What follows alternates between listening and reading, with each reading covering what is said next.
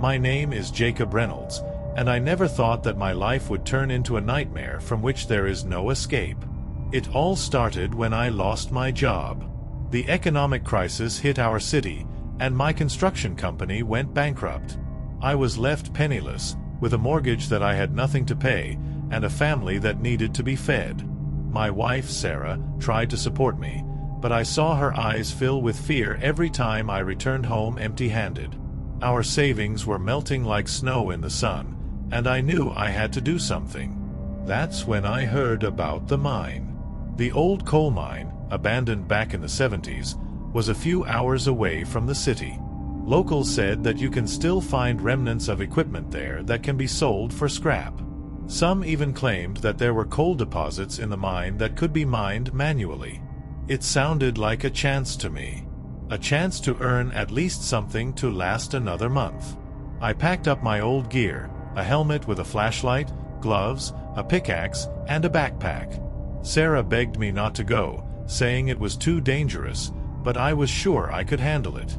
I wasn't going to go down deep, just explore the upper levels, find something valuable, and come back. I was so wrong. It took 3 hours to get to the mine. I parked the car on the side of the road and walked through the dense forest. The air was humid and heavy, and there was a silence that seemed unnatural. The mine looked as if it had been torn out of another time. The rusty rails leading to the entrance, the collapsed wooden pillars, and the huge gates that were probably locked once. Now they were just hanging on one hinge, creaking in the wind. I turned on the flashlight and went inside. The air was cold and damp, and it smelled of mold and rust. The walls of the mine were covered with black dust, which settled on everything I touched. I walked slowly, lighting the way with a flashlight. For the first few minutes, everything seemed relatively safe. I found a few pieces of metal that could be sold, and I was already starting to think it was a good idea.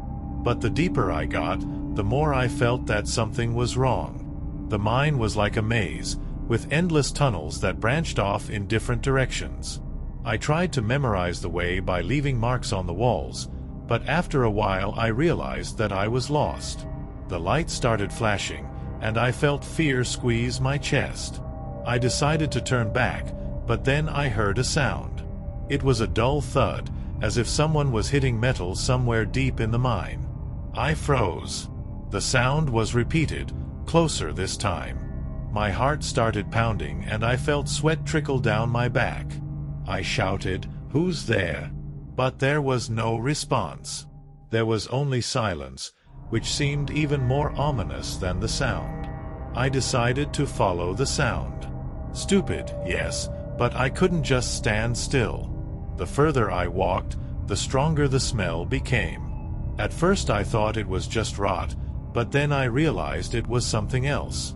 Something metallic, sharp, like blood. I stopped when I saw the light. Dim, flickering, as if from a candle. I came closer and I saw a room. Rather, it was not a room, but a small room cut right out of the rock. The walls were covered with rusty chains, and there were bits of rope and rags on the floor. There was a table in the center with a candle burning on it. Next to her were tools, scissors, pliers, something resembling medical forceps. But what struck me most was what I saw on the wall. They were photographs. Dozens, if not hundreds, of photographs pinned to the wall. There were people on them. Men, women, even children. Some were smiling, others looked scared. I got closer and saw that each photo had a date and a name on it. My heart skipped a beat when I realized that these weren't just photos. They were trophies. I felt my legs give out, and I grabbed the table to steady myself. At that moment, the candle went out, and I was left in total darkness. The lantern flickered once more and went out completely. I froze, trying to calm my breathing. Footsteps sounded somewhere in the darkness. Slow, heavy steps, as if someone was walking on gravel. I tried to move backwards, but I tripped over something soft. His hands found a cloth, and then something wet and sticky. I jerked my hand away as if I'd been burned. The footsteps were getting closer. I tried to stand up, but my legs wouldn't work. Suddenly, a light came on somewhere nearby. It was a flashlight, but not mine.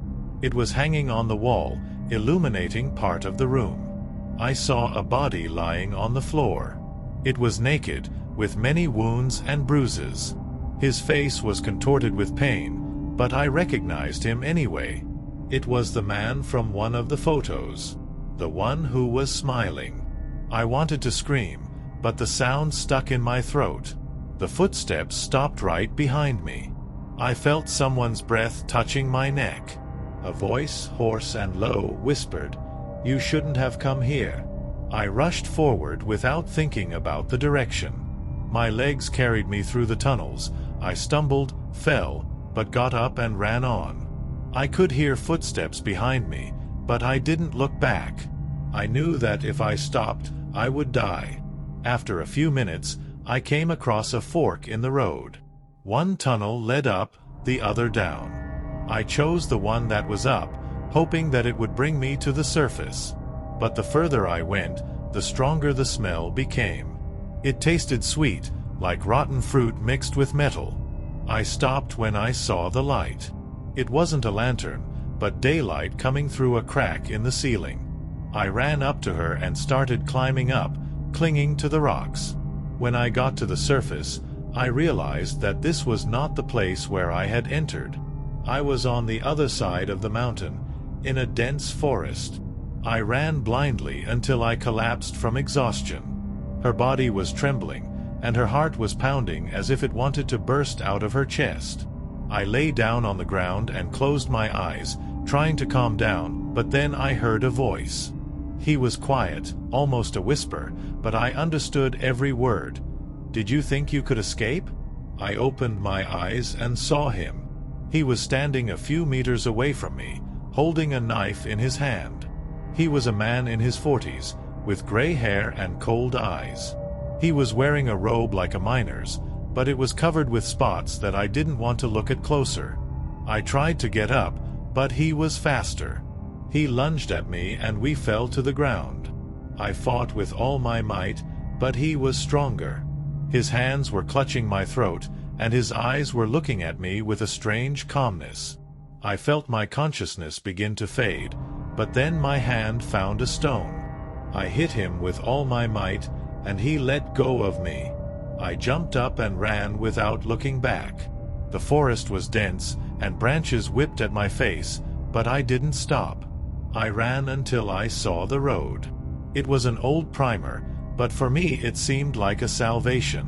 I ran along it, hoping that someone would pass by. A few minutes later, I heard the sound of an engine. It was a truck. I walked out into the middle of the road and started waving my arms. The driver stopped, and I saw that he was an elderly man with a beard. He looked tired, but kind. "What's wrong, kid?" he asked. "Help me," I gasped. "They're in the mine. He tried to kill me." The man frowned. "The mine? Are you talking about the old Blackstone mine?" I nodded. "You're not the first one to escape," he said. "But you're the first survivor." He opened the door and motioned for me to sit down. I got in the cab and we drove off. I could feel the tension starting to subside, but then the man said, "Do you know who he is? The one in the mine?" I shook my head. "His name is Elias Gray. He was a miner until he lost his mind. They say he killed his family and then hid in a mine. The police searched for him, but they never found him. He's like a ghost. He appears when he wants to, and disappears when he needs to." I felt a chill run down my spine. "Why is he doing this?" I asked. The man shrugged his shoulders. "Who knows? Maybe he just loves it. Or maybe he thinks that the mine is his home, and everyone who goes there is his guest." We reached the city, and the man dropped me off at the police station. I went inside and told him everything that had happened. They listened to me, but I could see the doubt in their eyes. Who would believe that a maniac lives in an old mine? The police were skeptical of my story. They asked questions that sounded like I was the prime suspect. Why did you go to the mine at all? What were you looking for? Did you kill that man? I tried to explain that I was there alone, that I just wanted to find something valuable to feed my family, but their faces remained stony. In the end, they said they would check the information, but I knew those were empty words. They didn't believe me. I returned home, but I couldn't find peace. I dreamed about the mine every night. I saw Elias Gray, his cold eyes, his knife, which he held as if it were an extension of his hand. I saw the bodies he had left in his room, their faces contorted with pain. I'd wake up in a cold sweat, and Sarah would ask what was wrong with me. I couldn't tell her. I didn't want her to be afraid. But after a few days, I realized that I couldn't just leave it. I couldn't live knowing that there was a man in the mine who was killing people and no one was trying to stop him. I decided to come back. Not alone, of course. I found 2 guys I used to work with. They were tough, strong, and I knew I could rely on them. I told them everything I had seen, and they agreed to help. We gathered equipment, lanterns, ropes, knives in case we had to defend ourselves. We didn't intend to kill, but we didn't want to become victims either. When we arrived at the mine, it was already dark. The forest around them was quiet, with only the wind rustling the leaves. We went inside, and I immediately felt fear squeeze my chest. But I couldn't show it. We walked slowly, lighting the way with lanterns. I led them to the room where I had seen the photographs and the body. When we got there, the room was empty. The photos were gone, and so was the body. There were only bloodstains on the floor, which someone had tried to wipe away. My friends looked at me suspiciously. "Are you sure you remember everything correctly?" Mike, one of them, asked. "I couldn't make it up," I replied. "He was here. And he knows we're here." We decided to split up. Mike and his brother, Tom, went into one tunnel, and I went into another. I knew it was stupid, but I wanted to find something that would prove my point. I walked slowly, lighting the way with a flashlight. A few minutes later, I heard a scream. It was Mike. His voice sounded like he was in agony. I ran towards the sound, but by the time I got there, it was too late. Mike was lying on the floor, his throat slit. Tom was standing over him, holding a knife in his hand. His eyes were blank, as if he didn't understand what was going on. What did you do?" I whispered. Tom looked at me, and I saw that his face was distorted with horror. He forced me," he said. "He said if I didn't do it, I'd die." I felt my legs give out. Elias was here. He played with us like a cat with a mouse. I wanted to run away, but then Tom rushed at me. We fell to the floor, and I felt his knife scratch my arm. I fought with all my might, but he was stronger. His eyes were wild, as if he wasn't in control of himself. "He said you were next," he whispered. "He said you should die." I punched him in the face, and he let go of me. I jumped up and ran without looking back. The flashlight fell out of my hands, and I was left in total darkness. I ran, stumbling over rocks, until I hit a wall. I felt something cold touching my neck. It was a knife. "Did you think you could escape?" Elias's voice whispered. "Did you think you could stop me?" I closed my eyes, bracing myself for the worst, but then a gunshot rang out. The knife fell to the floor, and I heard Elias screaming in pain. I opened my eyes and saw a policeman standing in the tunnel. He had a gun in his hand, and several other people were standing behind him. "It's over, Gray," he said. "You're under arrest." Elias laughed. His laugh was hoarse, as if he hadn't used his voice in a long time. "Do you think you can stop me?" he said. The mine is my home, and I will always be here." The police grabbed him and handcuffed him. I stood trembling and watched him being led away. But I knew it wasn't over. Elias Gray was not just a man. He was the embodiment of the horror that lived in this mine. And I knew he would come back. The police took Elias Gray away, but I didn't feel any relief. His words stuck in my mind like poisonous thorns. The mine is my home, and I will always be here. I knew it wasn't just a threat. It was a promise. After a few days, I tried to get back to normal. Sarah was glad that I was alive, but I could see her looking at me warily, as if I had brought with me some of the horror I had left in the mine. I couldn't sleep. Every night I dreamed of tunnels, photographs on the walls, Elias's eyes, cold and empty. I could hear his voice even when I was in complete silence. The police conducted a search in the mine. They found the room where I had seen the photos, but it was empty. No bodies, no footprints, nothing. Elias was silent during the interrogations. He just sat there and smiled, as if he knew something they didn't. He was found guilty of the murders, but there was little evidence. Just my testimony and Mike's body, which was found in the mine. Tom was gone. He was never found. I thought it was over. But one night I woke up to a sound. It was a knock on the door. Slow, rhythmic, as if someone was playing a melody. I went to the door and looked through the peephole. No one. I opened the door and saw a box on the threshold. It was wrapped in black paper and tied with a rope. I brought it inside and opened it. There was a photo inside. I was on it. I was standing in the shaft, illuminated by the dim light of a lantern. On the back was written, "Did you think you could escape?" I threw the photo on the floor and felt my heart start pounding. It was him. Elias. But how?